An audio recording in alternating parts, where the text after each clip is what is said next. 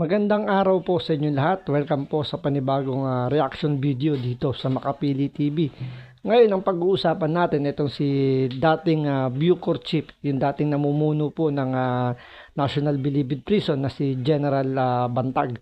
So, dito umapila kasi si General Bantag na ibasura yung mga isinampang kaso sa kanya. Kasi siya yung itinuturong na mastermind daw doon sa pag-ambush dito kay Percy Lapid, yung broadcaster na Chinugi doon sa Las Piñas na yun nga na tinuturing na si Bantag daw yung naging mastermind, siya yung nag-utos. So mabilis lang to na nakasuhan. So gaya ng ginawa rin kay Tebes, yun talagang pinursige ni Secretary Boying Remulla na makasuhan agad si Bantag. So ngayon si Bantag nagtatago dahil nga ayaw niya magpahuli dahil kung sakasakaling nga naman mahuli siya, siyempre kukulong yan. So siyempre sa kulungan andyan yung mga talagang galit na galit sa kanya, yung mga drug lord na talagang hindi niya pinaporma nung panahon niya sa Bilibid na talagang sobrang higpit. So ginamitan ng kamay na bakal ni Bantag. So kaya yun yung nagustuhan kasi ni Pangulong Duterte kay Bantag, kaya siya yung inilagay na Bucor Chief. So panoorin po natin tong balitan to, pero bago ang lahat, kung di ka pa nakasubscribe sa Makapili TV, baka pwede naman pakipindot yung subscribe button at the same time palike na rin na video. Wala naman pong bayad dyan, kaya pindot na. So ito, panoorin po natin tong balitang to. Hindi kinatigan ng Court of Appeals ang hiling ni dating Bureau of Corrections Chief Gerald Bantag na ipawalang bisa ang kasong murder na isinampal laban sa kanya kaugnay ng pagpasalang sa broadcaster na si Percival Mabasa o mas kilala bilang Percy Lapid. Sa isang resolusyon ay pinagtibay ng CA 2nd Division ang pag-dismiss ng Las Piñas Regional Trial Court sa motion to quash ni Bantag dahil sa hindi pagsunod sa panuntunan ng korte sa paghahain ng apela. Ayon sa appellate court, walang pagsang-ayon ng Office of the Solicitor General ang paghahain ng apela ni Bantag sa kanila. So yun, ibinasura po ng Court of Appeals yung kanilang request na ibasura yung sinampang kasong murder sa kanya. So baka isipin nyo, magkahiwalay po yung Court of Appeals. So, under po siya ng judiciary. So, ang DOJ naman po is under po ng executive. Pero, yung dahilan bakit daw hindi binigyan o hindi binigyan ng bigat yung motion to quash ni Bantag dahil hindi raw yung sinang-ayunan ng Solicitor General, which is under po yun ng Executive Department o ng DOJ. So, sino ba yung namumuno sa DOJ? So, si Secretary Boying Remulla. So, talaga hindi papayag si Remulla na sang-ayunan para ma-dismiss yung isinampang kaso kay Bantag kasi mapapahiya na naman sila kung sakaling madidismiss pa yung kaso ni Bantag. So, kay Tebes nga na panayang pa-presscon, panayang bigay nila ng pronouncement na uuwi na rito si Tebes, mapapauwi na raw, nakakulong daw sa Timor-Leste, pero malalaman natin, ipinalaya na pala, so nasunog na sila doon.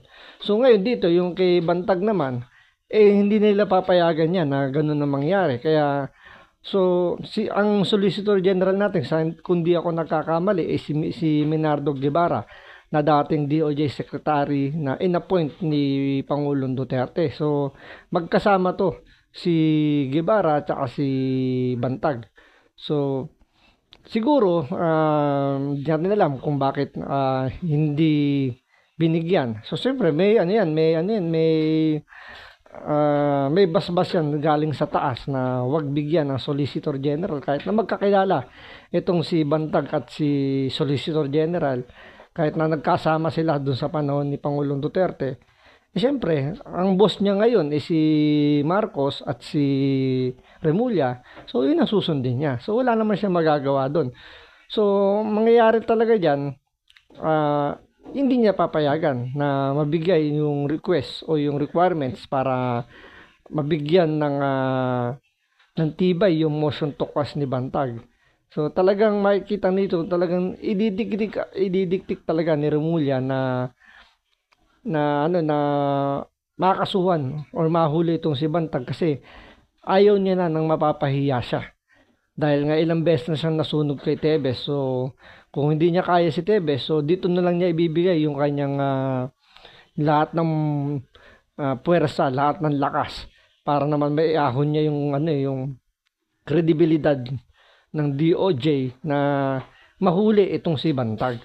Kasi kung mangyayari uli na hindi nila mahuli o yun nga kung mabasura kasi yung extradition case niya kay Tevez medyo nasa alanganin dahil nga nakalaya na si Tevez, so sunog na sunog doon. So malaki yung posibilidad na masira na naman yung diskarte ni Boying Remulla kung etong si Bantag makakalusot, di ba? So mawawala na yung plano niyang pagtakbo kasi sinasabi nila kasi na itong si Remulla may planong tumakbo sa national election. So hindi lang natin alam kung anong posisyon, pero syempre lang naman ng tatakbuhan ngayong 2025 is pang senador. So pwedeng masama siya sa sa roster ng administrasyong Marcos. So yun yung magiging downfall kung sakasakaling mabasura na naman yung kaso kay Bantag, masisira na yung kredibilidad niya. So kahit sabihin mong publicity, kaso magiging negative to para sa kanya. Kahit na sabihin natin na good or bad publicity, still publicity, pero more on negative ang mangyayari dito kasi sunog yung kredibilidad niya na hindi niya kayang pamunuan yung isang departamento dahil kumbaga puro talo na lang yung mga sinasampan nilang kaso. So what more kung aakit pa siya sa mas mataas na posisyon, baka wala rin mangyari. So more on talagang politika lang yung habol nila kung sakasakaling tumakbo sila sa senatorial or sa elected official, kung gusto nila maging elected official sa national government, medyo papangit yung image nila. So abangan natin kung ano talagang mangyayari pa kung sakasakaling madismiss yung kaso ni Bantag. Si Bantag ang tinuturong mastermind sa pagpatay kay Mabasa noong October 2022. Kasi tulad dito yung may similarity sila ni Tevez Itinuro kagad na na si Bantag daw yung may pakana ng pagpatay dito kay Percy Lapid. So walang puro hearsay pa nung wala pang matibay na ebidensya, puro hearsay pa lang. Kahit sablay-sablay yung mga nilalabas silang presko na, di ba, talagang pinanindigan ni Boying Remulla na si Bantag talaga yung mastermind. So talagang inipit lang kasi nga ang bali-balita diyan, gusto talaga nilang palitan yung head ng Bucor dahil nga mahigpit.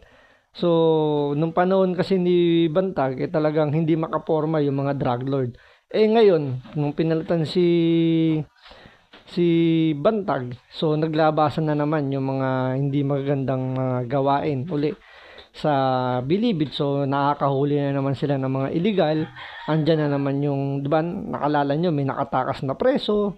Andyan yung mga VIP na naman. So bumabalik na naman sa dating sistema. So kaya siguro pinalitan si Bantag dahil nga hindi na makaporma yung mga drug lord dyan. So pwedeng gumalaw din yung mga drug lord sa bisa. Yung mga galagalamay din nila, yung mga messenger nila para sa mga politiko. So sinasabi nila na pwede daw gumalaw yun, kaya itong si Bantag napag-initan ng sobra.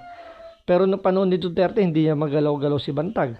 Pero nung nawala na si Pangulong Duterte, inoperate siya. So malas lang. So yun lang.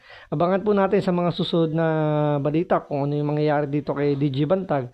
At kung i-apela pa nila ito sa kasi nasa Court of Appeals. So pwede pa nilang iakit yan sa Supreme Court. So tingnan natin sa Supreme Court kung ano yung mangyayaring kung ano yung magiging desisyon doon sa inaapela ni Bantag. So maraming salamat po sa panonood. Ingat po kayo lagi and God bless.